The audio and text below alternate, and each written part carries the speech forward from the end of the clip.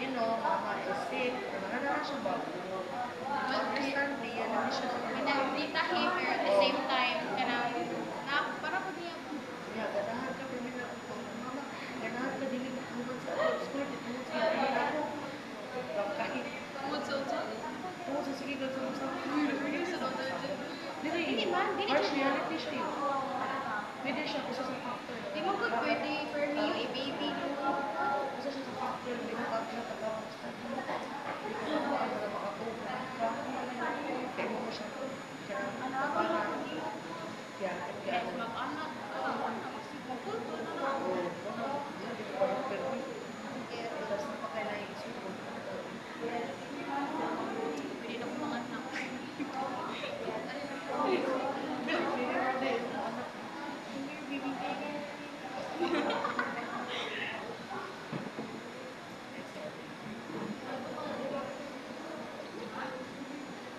Sko!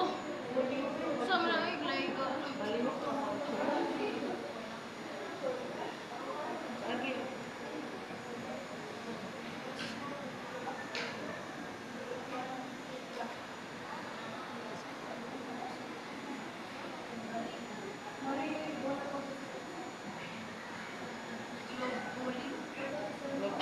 Look, bully.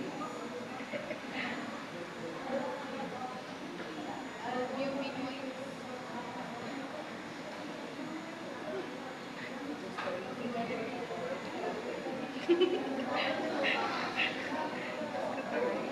Just by looking at it. Oh my god, I give up. Fine for finals, money. Ako yung only friends.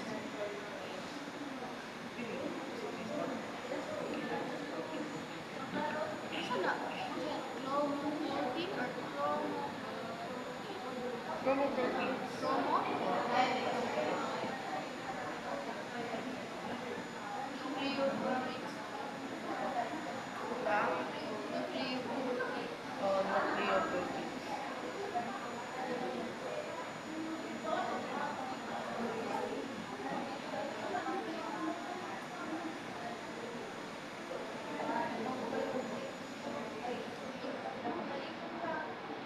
Sana dyan, kitchen. Costco. Kailan mo village? Bigago ni Wes.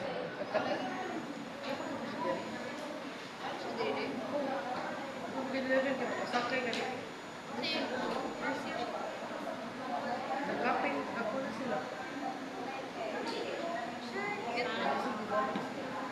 Ano yung take ko siya kaya pag pagkas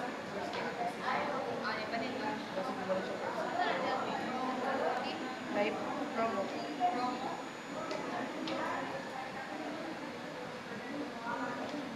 Buti yung barbecue. Buti na to.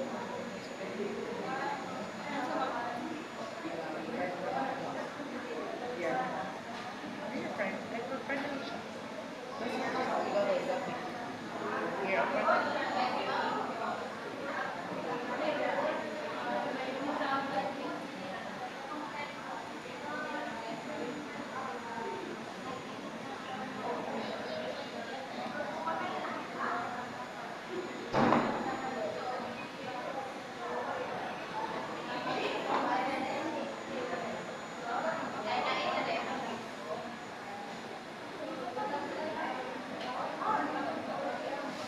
Kasi una ni ano niya.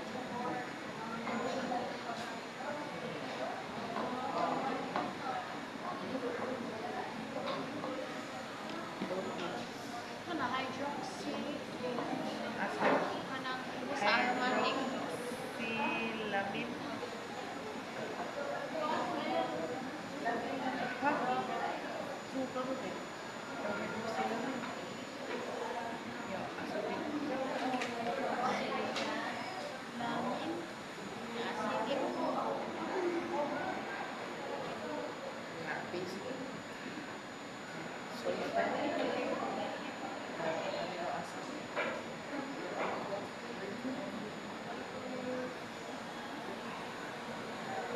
Protein powder.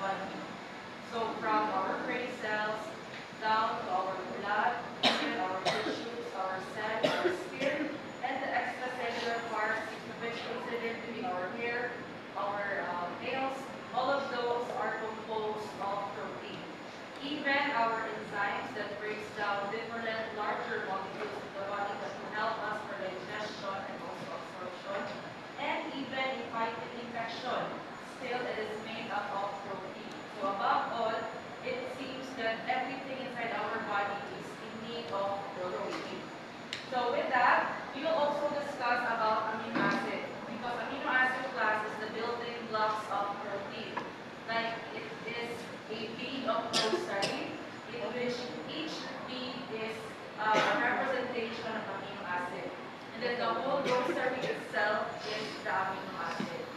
So that's just a logical, that is just a representation, just for you to be able to understand how protein looks like, or what is the main component of this protein. And speaking of amino acid, in creating a chain, so there are different peptide formation. So once there is only, there are only two amino acid in each chain, this is called a dipeptide.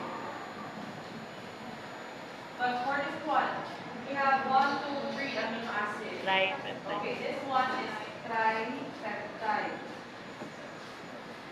But once we're going to produce, for our body is already producing 4 or more than that, like thousands, millions of amino acids, that is called polypeptide chain. How about if saan siya kabuo?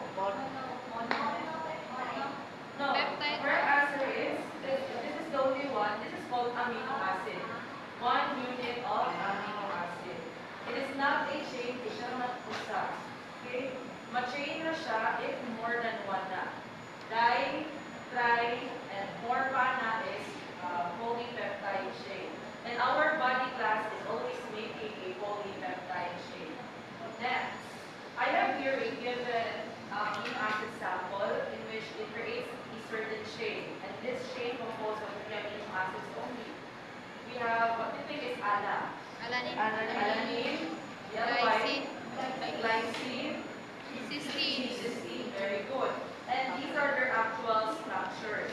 This is the structure of alanine. If you want to double check, we have the paper there for you to use it as a reference. This is also the structure of glycine. And this one is the structure of cysteine. Kaning mga naka-red, this is the C over here, kaning sa naka-red, so focus lang sa naka-red na marker. The C here is the central carbon. The H here seems to be the hydrogen that completes the carbon in order for it to become stable. And then the one below, this is the R group or the side chain. And this is where the different amino acids vary. Dili sila galay-lahi. Kaya same lang sila na naaning na bar, naaning, na sila hydrogen. But it comes to their R group or side chain, they are different already. So that's what makes them unique, and that also what makes them to have different properties. Okay, continue. Focus na sa is the blue part. So the blue part, we have here on the left, on the right, this is the left. Yes, yes. On the left side, we have the NH2. So we have the nitrogen. So this is considered as the amino group. And then on the other side, on the right side, this is the carboxylate group, which contains the carboxylic acid. And given that this is the amino group, this is the basic part of the amino acid. On the other side also, this is the acidic part. That's why amino acid has a property known as amphoteric. It can react to both basic and acidic environment because in one structure, it has also a basic and acidic part. Basic amino acid, acidic is the carboxylic acid. And for the amino group, this one is the N-terminal. So, ang clue ninyo, anong N-terminal siya na nitrogen N. N. Here also, this is the C-terminal. It has a carboxylic acid, carboxylic under C. So, we have also C. So, why am I introducing the N-terminal and C-terminal? For the main reason that because of this terminal, chaining occurs. Chain happens. So, for the alanine, this is the N-terminal, the C-terminal. For the glycine, N, C-terminal, the cysteine, the N, and the C-terminal. Now, what specific reaction does it occur in order for them to produce a chain? Very good, hydrolysis. Because if we're going to separate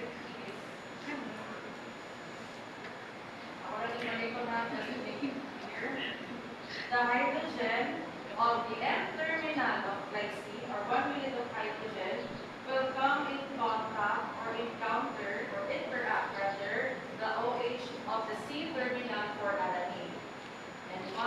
they reacted together, it forms water.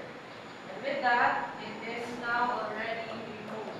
Ato na siyang tangtangon, okay, this is already the byproduct. This is not included anymore in their general structure. What happens here, the C or the carbon of the carboxylic acid for the alanine and the N for the amino group for glycine forms chain already.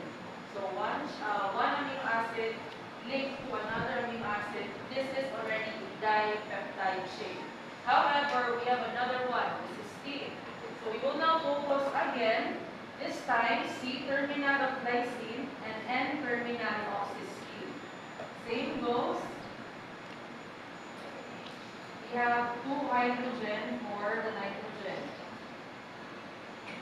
Still, hydrolysis occurs, it produces water. And since it is already the product part, so I am still going to remove this one. And what happens? The C terminal of glycine will now link to the N terminal of cysteine. So this is now 3 amino acid forming a chain of alanine, glycine, and cysteine. So this is now called the tripeptide chain. So imagine, kung ako ang body is afraid of 5,000 na buong chain of amino acids. Imagine, kung sa kapaspas, pag-create sa ako ang body, in just a span of minutes to hours. Then also, speaking of amino acid, there are 9 essential amino acids. 9 sila kabuo. Out of 20, there are only 9 essential amino acids. Now, what is essential fatty acid? You know what is an essential fatty acid? Needed An essential fatty acid. to affect Okay, once there is word essential, it means that our body cannot produce that one.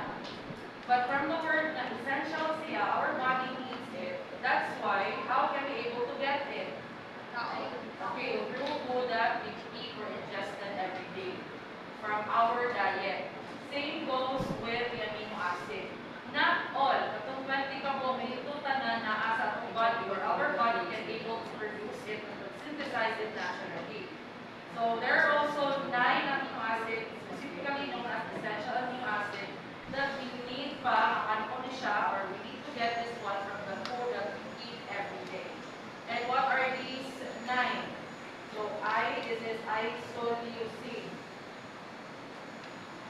The L here is leucine. Another L is lysine. B is valine. M is methionine. P, phenylalanine. We have 2 letter T. So for the first T, this one is threonine. Followed by tryptophan. And the last one is histidine. You are going to memorize this one. But no worries because I am going to give you mnemonics. Never memorize mo na ako. Ano na kadali practice sa 9 essential amino acid. I am using a mnemonics class link thanks to Google. Dito na ako nakita ng analysis ng Ronet. The mnemonics here, we have ILLG, it's not twice, and PPH. So this means I love you very much, please try to help. In that mnemonic, I can now able to memorize the 9 essential amino acids in the span of 7 seconds. I love Lucy very much, please try to help. I love music very much. Please.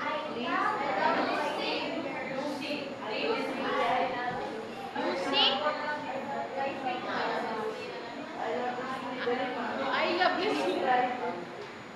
Now, we need this 9 essential amino acids because it comes with several purposes. For example, let's have isoleucine. So isoleucine the class is essential for muscle growth. Isoleucine is essential for muscle growth.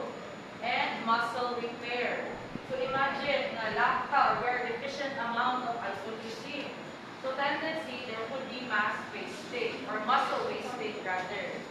Una, kailangan kang intake of food that are rich in isocycline. Another one, let's have methionine. The methionine is essential for detoxification, collagen production, hair and nail growth. So more on pampablooming is methionine. So if you are more into self-care, so you may research some products or research some foods that are rich in methionine because our body cannot have or synthesize this one naturally. So we would think kailangan ko yung kahon. Another one, let's have phenylalanine. So essential for the production of tyrosine, dopamine, norepinephrine, which affects the mood and cognitive function. That is also the importance of phenylalanine. So those are just examples of the different roles and responsibilities of each essential amino acid. But according to some scientists, not all essential amino acids are conditionally needed in the body. Like for example, the phenylalanine, dito siya ay pasubraan po daw. So you have to take it with just an amount just needed for the body. Okay, masubraan daw, tendency there could be a negative effect. So, I want you to guess, what is this certain food na just one intake, makuha na ni mo ni tanan. Like, naa siya tanan, the 9 essential amino acid.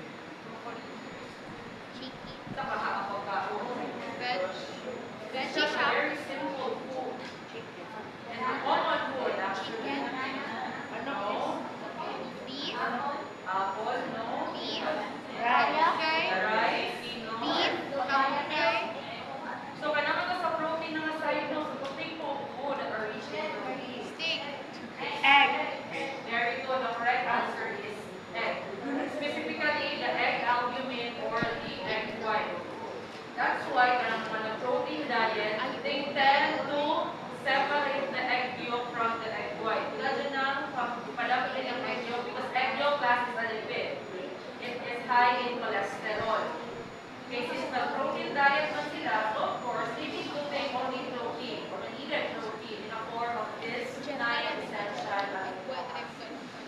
But of course, dahil sa kayo nga mag-egg albumin, mag-egg white every day, dito pa yun.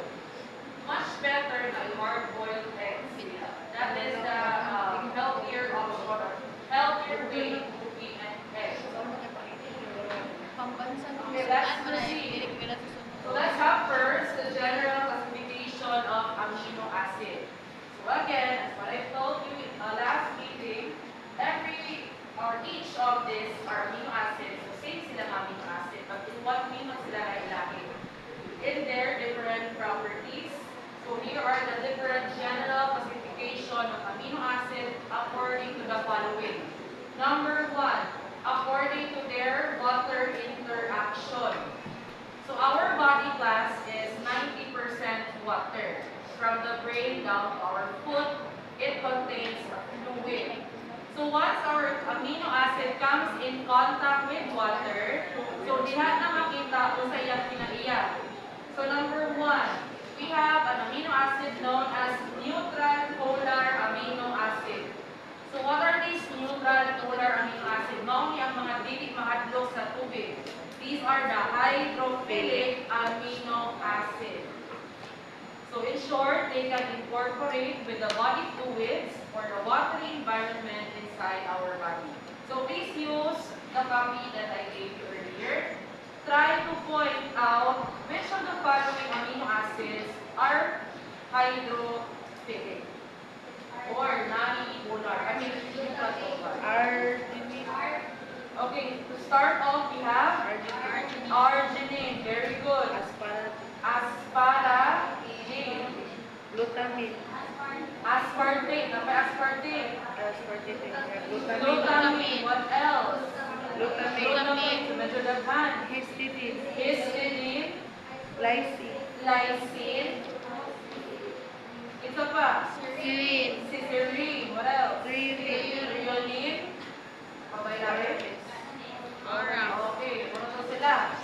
So again, have neutral polar, they are hydrophilic or can incorporate with water environment.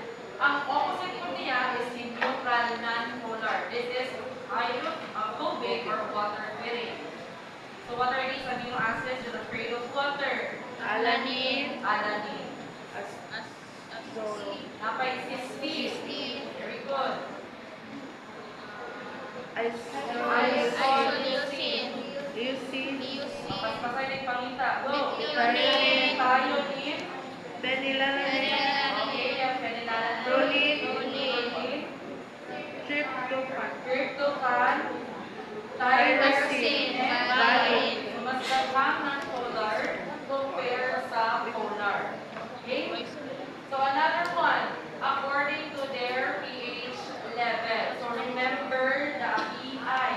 What is pI, ganit? Galimot na. pI stands for isoelectric what? Isoelectric coil. And what is isoelectric coil? Amino acid mean? Okay. It is the neutral pH pa ng amino acid. So in short, by that time, na wala pa natin sila gibutang sa different environment, all of these amino acids class are in neutral state, in neutral pH level. But by that time, we put this one to different and various environment. What happened is ma-change yung acidity. Okay? So there are amino acids na once we put it into a certain environment, instead na neutral ang siya, it becomes more acidic because it increases the number of positive charges. Then for the basic, once we put an amino acid in a certain environment, from isoelectric point unta na neutral, the isoelectric point this time becomes basic. Because the main reason, mas nanara niya ang negative charges. So this time, I want you to locate also another one. Classification of amino acid that are considered to be acidic. Arginine. Very good. Arginine. Kita ko diyan, nag-charge positive. Arginine. Histidine. Histidine. Lysine. Lysine. Oramine. Oras na nakabuo. How about basic? Aspartate. Aspartate. Glutamate. Glutamate. Oramine. So, lumarap po sila kabuo. Good. Okay, next one. Another classification is according to their R group. So, balik ka sa general structure. Asa ka yung R group, ani? Kanang sa R group of alanine, R group of lysine, and this is R group of cysteine. Now, what's cysteine? Now, may additional chain, which is sulfur. There is a sulfur on this chain. So we have first, number 1, according to the R group, this is called the aliphatic amino acid. What is aliphatic, class? Aliphatic? Remember pa mo ni aliphatic hydrocarbon? So these are series of carbon radyon. Kay carbon, carbon, carbon. Dapat walay nitrogen, walay sulfur, walay phosphorus. Series of carbon na puro siya single bond. So kindly look or try to search any R group there na wala siya additional na elements. Puros pa siya carbon chain and puros pa siya single bond. Alanine. Okay, very good. Obviously, number 1, si alanine. Glycine. Cysteine, tanawa sa cysteine. Ang which is sulfur. Glycine. Lysine. Siya ma-consider. Glycine. Okay, let's check glycine. Okay, very good. Glycine is correct. Isoleucine, check. Leucine, check. Methionine Valine. ay sulfur. Valine. Sa to? Valine. Valine, check. Valine. Threonine, let's check. Okay, very good. It is also an aliphatic amino acid. How about serine? Okay, na siya ay OH or hydroxyl. So it's not an aliphatic. Next, we have also aromatic. So for the aromatic, katulad yung mga Ring. niya to. Alkylating na. Okay, try to look for ring or side ring. Okay, very good. Histidine. Phenylalanine. Okay, what else? Tryptophan. Tryptophan. Tyrosine. And tyrosine. Very good. Another one. Hydroxylamine. Ang clue din is hydroxyl. So, ano yung hydroxyl? OH. So, our group word na ay OH sa structure. Alanine. Alanine. Alanine. May OH list. Aspartate. That's check. Okay. No. Dili pwede aspartate. Why? Ako yung si aspartate class. Nakalagay siya yung OH, pero asa man gikan na niyang OH? Gikan sa C double bond OOH. So, this is a whole chain of carboxylic acid. Kanang OH alone na dun siya. Sige daw, serine. Let's check serine. Okay, very good. One common example is serine. Kung sa pamailain. How about tyrosine? Look at tyrosine. Yes, please. Okay, check. Napa ba? It's a list. May magaginot din ha. How about glutamate? Do you think it's considered as hydroxyl? No, because it is C double bond O. It's a carboxylic acid. Okay, next.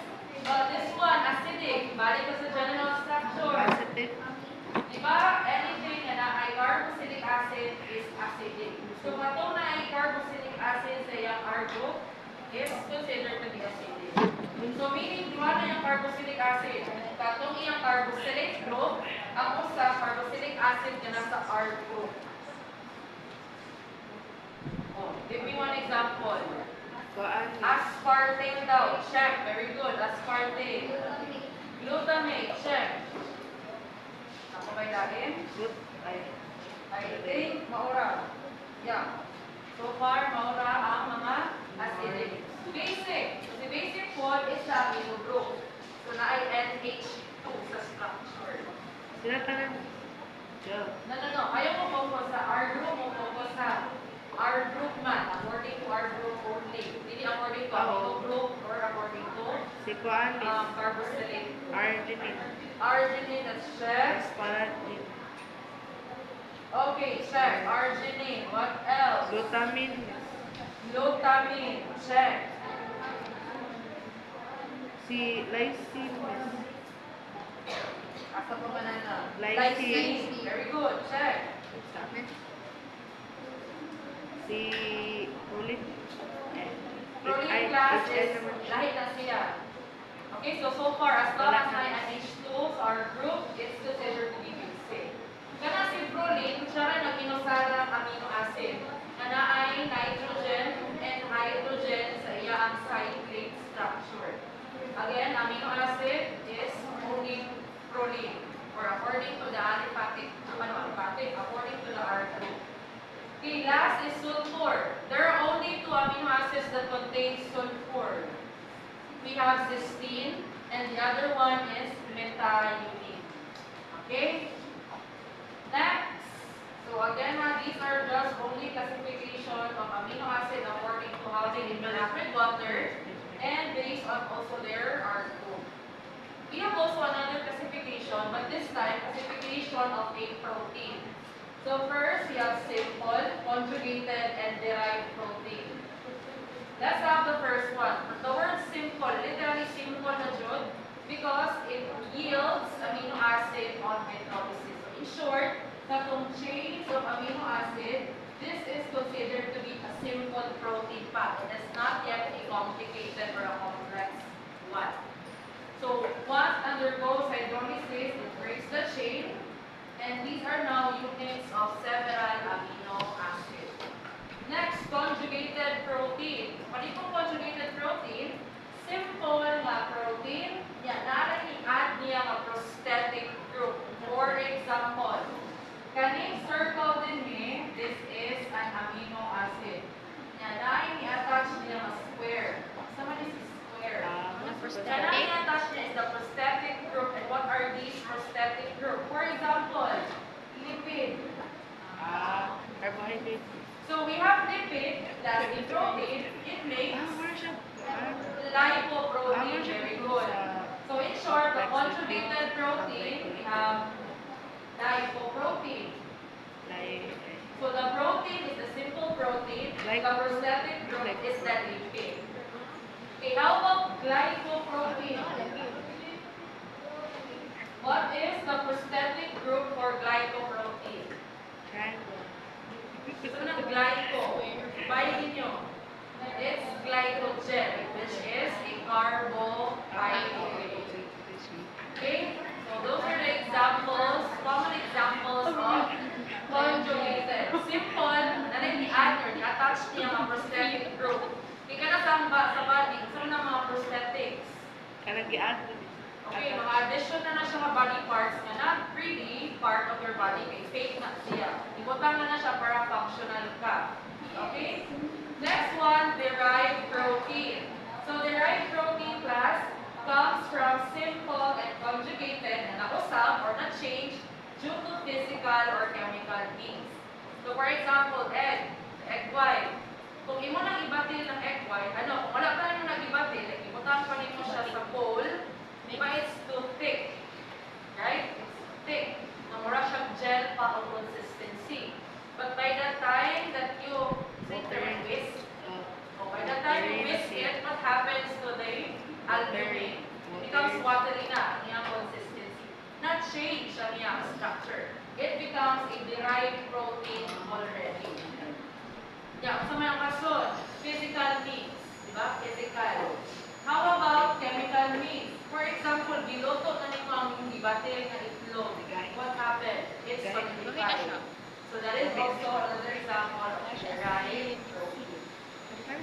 So either simple pa na siya or conjugated, na na-change because of some different factors, physical and chemical factors.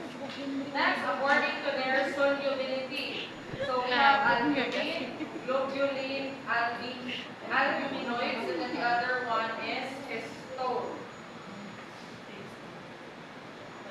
Wala ko yung memorize lang solubility.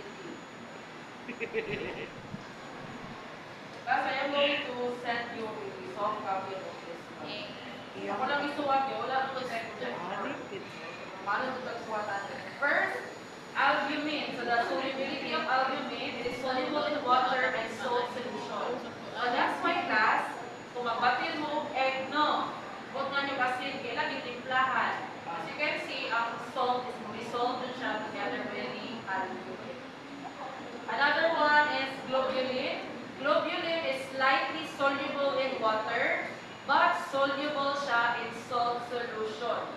Another one is albuminoids.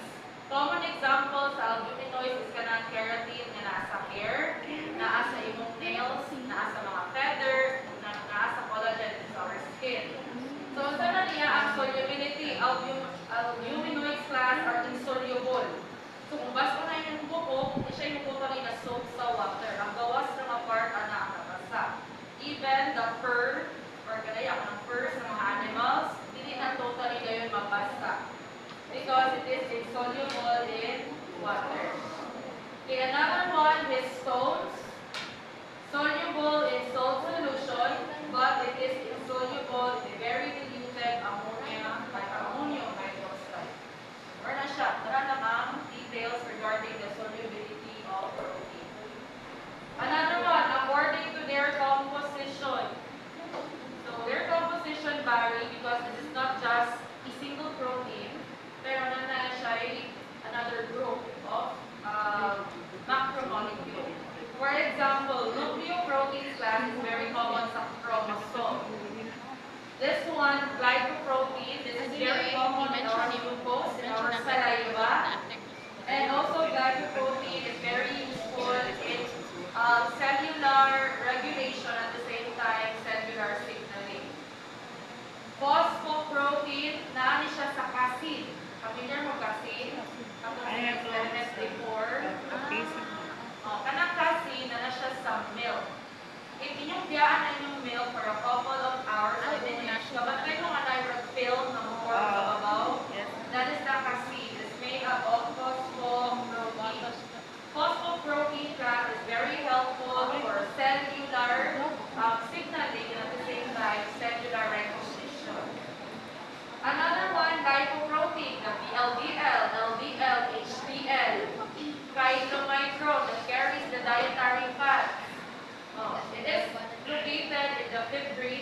part of the blood.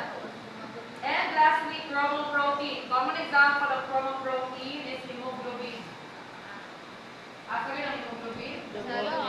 A protein found in our blood that carries oxygen all throughout our body through what system? Body system. Circulatory system. How about the oxygen in the muscle? Myoglobin. It's the myoglobin. Okay. So we're done with this. Mana. Okay, halita sa iya ang protein folding. Before to mag-start, isa may maglaba diri sa ilang balay. Ikaw mo siya maglaba sa ilang ina, mama, ate, yaya. Ikaw mo siya maglaba. Okay, ganahan siya maglaba. Okay, very good. Now, if maugad ba, ihay-hay man dyan na, after magkakapon, mauga. After mauga na lang yung mga hinay-hay, sa may mungwato, wala pasagdan. Nablansabon pa dyan. Ano dyan ka-usi, no? Raba. Fill on. Diba? You have to fold it. Okay, kung you're nang idasok sa yung cabinet, so may pilo-pilo, tendency, it's very, Wrinkled. Okay, it's very wrinkled kayo yung uniform or yung dress. Na. So, why do you think you need to fold it? Aside ka para di siya mo wrinkle. Organized. Para masigo. To make it organized, and also, yes, to make use of the space only in your drawer. Ako yung bang underwear, for example, yung mga undies. Diba, ang uban, i-fill on yung underwear for the sandwich. Ang uban po is, murag matundo. Love, i-kustin, isusok na yun. So when you have different kinds or different styles of clothing, the underwear, still, it depends sa space available sa inyong drawer. Yan naman siya yung uban, no? Mga color coding, kani puti, kani orange, kani red. Ako na.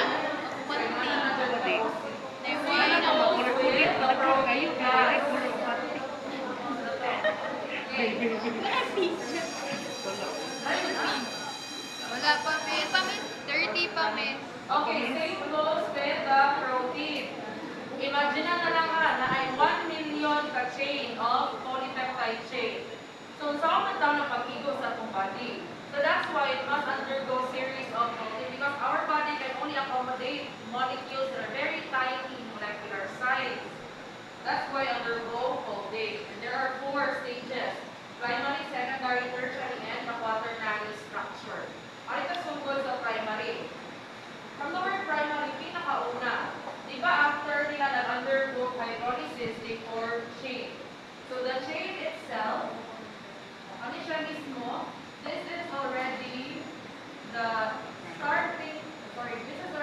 starting point of the primary structure, in which the amino acid chain, or the simple protein, this one, is considered to be the primary structure. Okay, now each amino acid class carries hydrogen. Diba na hydrogen? Hydrogen. Hindi po siya na hydrogen. Also this one, na siya free or exposed na hydrogen. The hydrogen here is stabilized, and once it is stabilized, it tends to bond, forming a hydrogen bonding. And once it stabilized, mura ito ni siya glue nga magpilit na sila. And once they glue together, once they interact, so mura siya magsikit. It tends to fold. And this is now the next folding pattern. This is already the secondary structure because of, again, hydrogen bonding. And there are 2 ways. There are 2 ways, class, how protein or how amino acids fold. Na ay alpha helix, para siya ang staircase kami twist. The other one is beta sheets. Kabantay mo ng papel, i-fill on, opposite sa direction, mira, zigzag na rin siya. So this is the beta sheet, alpha helix. So ang tanong i-zoom in, class, it contains chains of amino acid. Palibot ang mga Okay. But by the way, before I proceed to the next one, alpha helix is more flexible and elastic. That's why it's very common sa mga more keratin.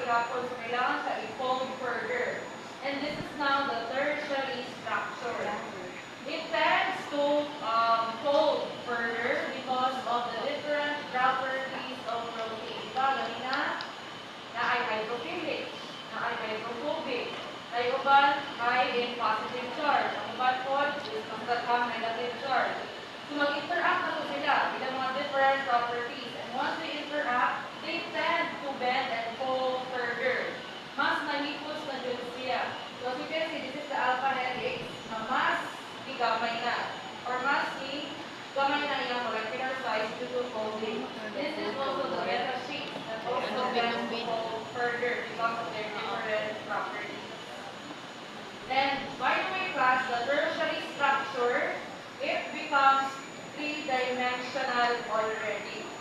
3D. Hindi siya 2D, hindi siya 3D na siya. And in this three-dimensional structure, it has distinct shape and distinct size already. Okay, why is it needs to form this distinct shape and size? Because the size and the shape matters class in terms of their biological function. For example, na ay folding na murag na form of Pac-Man. So, sa man yung folding na murag na form of Pac-Man. Kali nga folding, let's just say this is an enzyme. As you all know, enzyme is a biological catalyst that breaks down larger molecules into smaller ones para dali ma-digest, dali ko ma-absorb. Nang ano naman siya yung gap din or hole. Para katong iyang i-absorb, katong iyang i-breakdown, once musuwak na siya din ha, iyan din ang dugbukod. This is called the substrate. So in short, why is it that this enzyme has this kind of structure, shape, and size? The main reason is in accordance to its biological function. Once manggod, ma-produce ng protein, i-distribute din na siya evenly sa body. O kani pang brain cell ni siya. Kani siya para sa blood. Kani siya to fight infection. So dapat na siya yung kaugalingong shape, kaugalingong size, kaugalingong structure, and own stability. Kay masayok ka gani. For example, the hemoglobin, ba mara ka na siya of this? Yes. Saan mo hemoglobin ka ng red blood cell? Yes. Mara siya this, daghan kayo na siya sa blood. Pero naay mga part, for example, na yung C, instead ng round sa siyang circular. So, if mahimo ginang crescent shape ang hemoglobin that carries the red blood cell, the red blood cell that carries the hemoglobin rather, tendency is you will get sickle cell disease.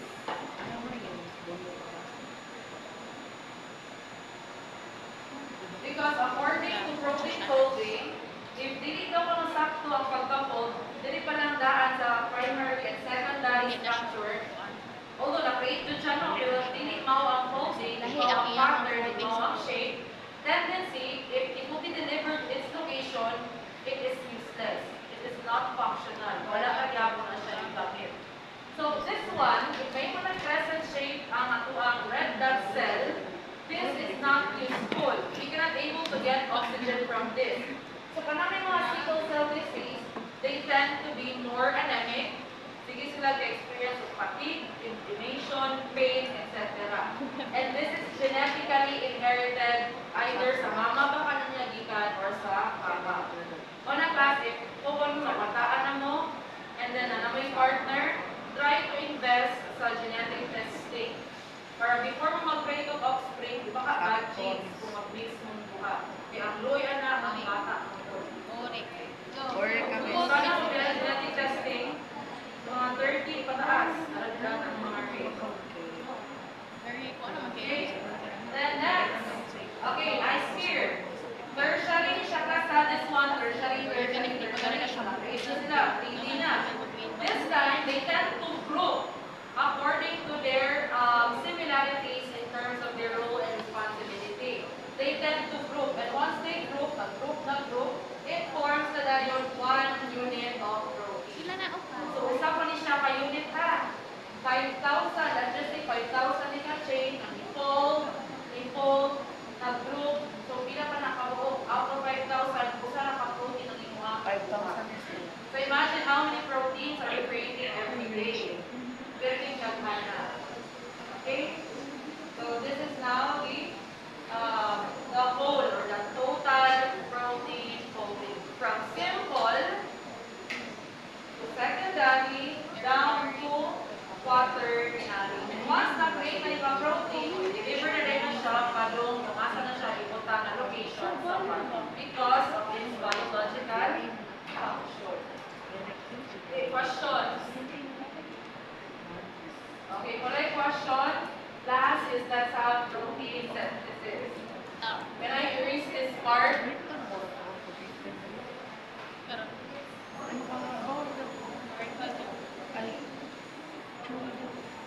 So na nakuha. Sorry.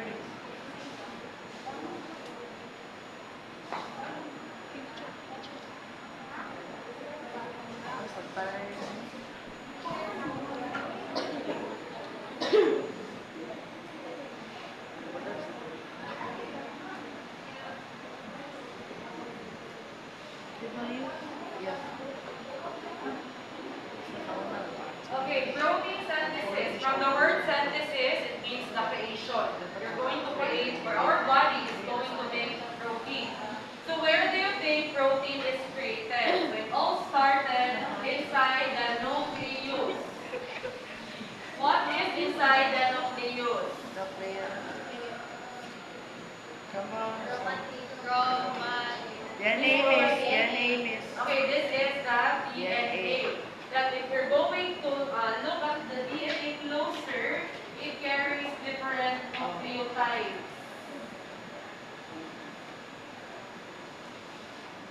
Diba, meron na siya o hagdanan. One. And what are these nucleotides? We have adenine, which is paired with thymine, and vice versa. Yes. We have guanine, paired to cytosine, and vice versa. So let's just say we have adenine, here we have thymine, we have guanine, we have cytosine.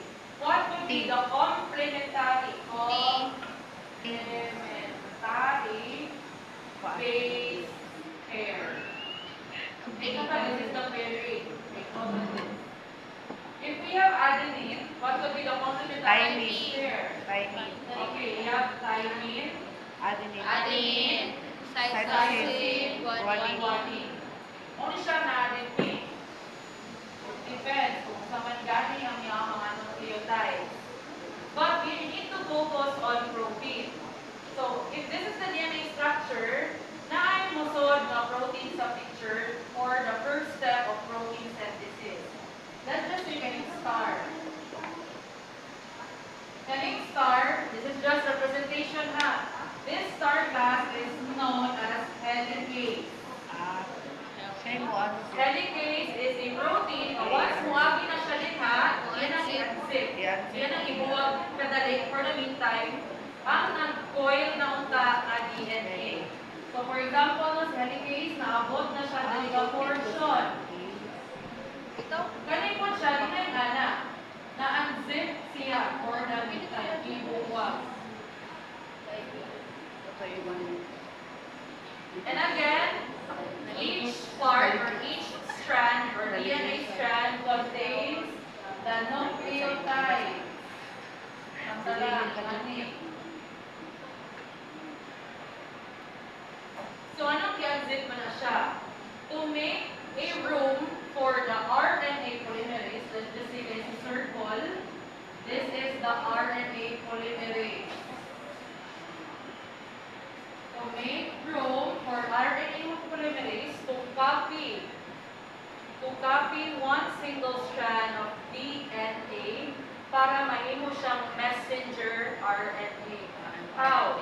In ating helicase, musod dayon si RNA polymerase sa one of the strands available. So, inisod din ni RNA, at kasi naabot na siya din ni RNA polymerase. It tends to create another strand itself known as the mRNA. Isa man yung strand. Dili siya nag-copy kaning CGC. Muna yung basihanan. 1, 2, 3, 4, 5, 6. Kanang unong kabo. 1, 2, 3, 4, 5, 6. Kasi kana lang. But since this is already RNA, it has different complementary base pairing na role. Kahit sa DNA is demanding, ang RNA class is lahi. It is adenine and uracil because RNA doesn't have coding for thymine. So we have uracil. We have also guanine, cytosine, vice versa. Ano rin wala na change. So kung wala pa din first, we have cytosine. So, saan man niya pag-coding into RNA na using this one. So, cytosine becomes guanine, cytosine, uracil, very good. Adenine. Okay, this time, wala kayong T, no? So, kada thymine na ma-convert into RNA, Adenine siya. And then, Adenine. guanine. So, adenine ko isa ng adenine and guanine. So this is now the mRNA strand na copy ni RNA polymerase. Asa man siya gikan ani? So, ang sa nucleus class na ay mga free nucleotides na naglutaw-lutaw din ha.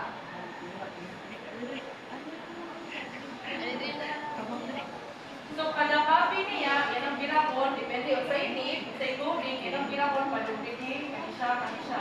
Ang yan siya sa nucleus, na it is freely floating. These are called free nucleotides. And once na-create ng mRNA, let's just say no, this is already a long strand of mRNA. Maputol dahil na siya. So this is now our new mRNA. Mawala na dahil si RNA polymerase, si helicase po mawala, and then close na dahil na siya, forming into this one again. So bakit ka din eh? Asa man ipadong si mRNA? It will not stay on the nucleus. Instead, mugawas na siya sa mga nuclear pores na naa sa nucleus. So mugawas si mRNA din ha. Asa rin padong si mRNA? Padong siya sa ribosome na naa sa cytoplasm. So inside the ribosome class, this is considered as the factory of protein. Not the nucleus or not the other organelles, but it is the ribosome factory of protein. Let's just say na si RNA, mRNA or messenger RNA din ito, GCCUAG.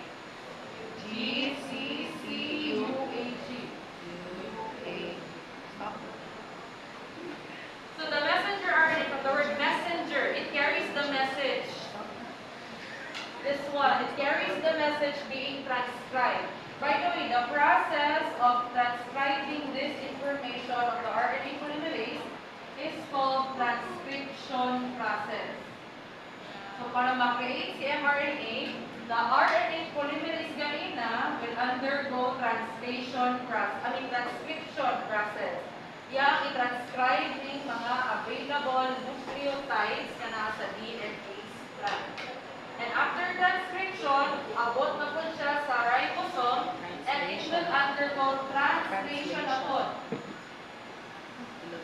I-translate the tRNA ang message na i-carry ni mRNA.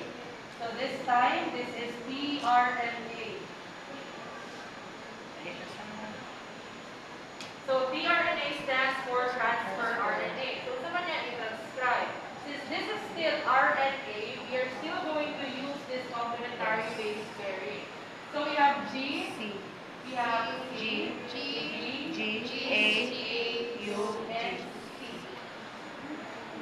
So this is now, or the translation process is now done. Now, done by the tRNA. And take note that tRNA has codon or carries codon. So many codon, C-O-D-O-N. Codon class comes in 3. So this is one codon. This is also another codon. Codon is equivalent to 3 nucleotides. 1, 2, 3, one codon. 1, 2, 3, another codon. So how about 36 na kabuok? Imagine, 36 kabuok amino acid. Pila ka codon ang makikita? 12. Very good. I-divide na rin yun. 3. So this time, 6 naman tuharap codon ang form. And each codon carries amino acid in the structure. So how to know the amino acid based on the codon? Using the codon table. So ito mga letter C, G, G. This is the first letter code, second letter code, third letter code. First letter code, second letter code, and mali. Ay, mag-focus na kaya lang. Third letter code, yun ang C, U, C, H, U, C, H, U, C, H. Okay. That's the first letter code, which is letter C, right? Yes. So, also natin C, yara. Yeah. Next, second letter code, G. Yara. So, ito itagbo, nasa somewhere here. R. G. Ano may lain? Magkanda A-R-G, which stands for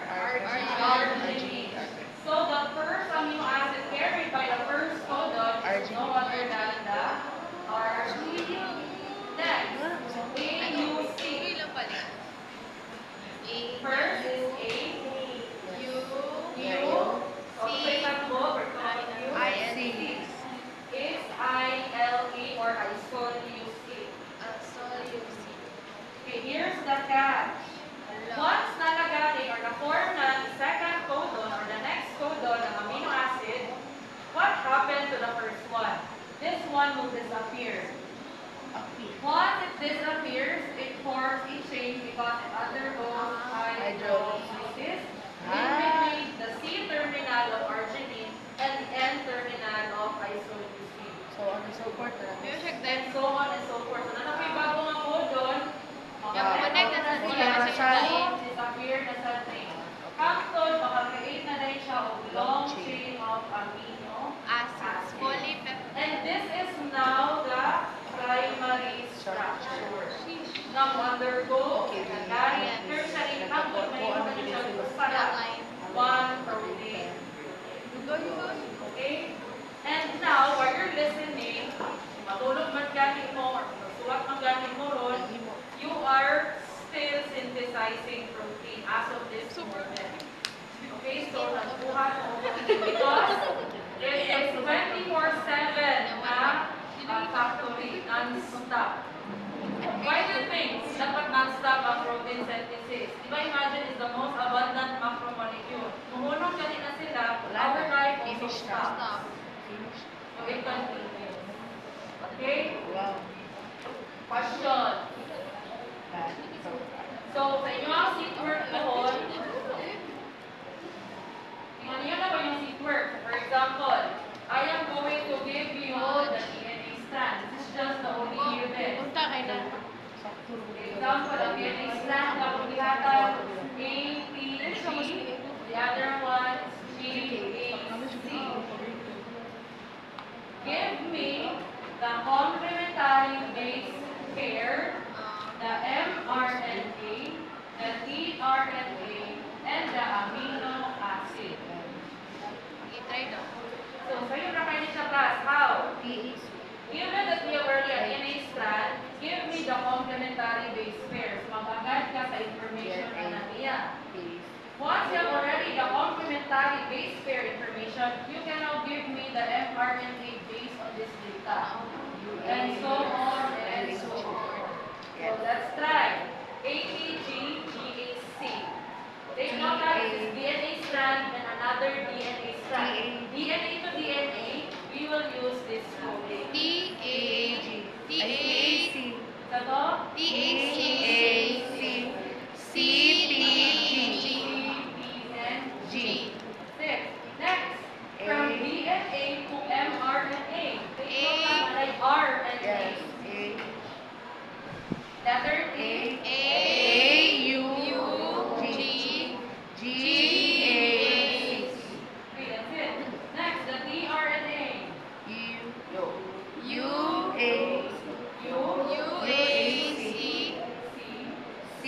U-A-C-C-U-G.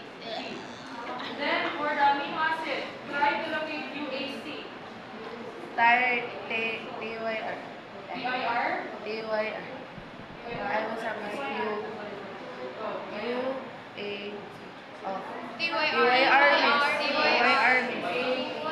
T-Y-R. What is TIR and TYR? Tyrene. So this is tyrosine. CUG. CUG. C-E-U. LEU. LEU. Then for, Ay, U-C. this is not the complete answer. Okay. Okay, what if DNA strand, orang ibutang ha, DNA strand ang given, Pero, then ang ang need is the amino acid. So you have to go through all of this. Pero don't need na ibutang as an answer because this is what I'm asking for. Kanila. Pero pwede na po. I-write this game. Like, Pwede na, pero sa kayo, more mo na i-check ang amino acid. Okay? Or, punta-punta, ang complementary base pair, give me the tRNA. So, still ka kung follow ka sa procedure process. basta sa So, every year, transcription, this one is transcription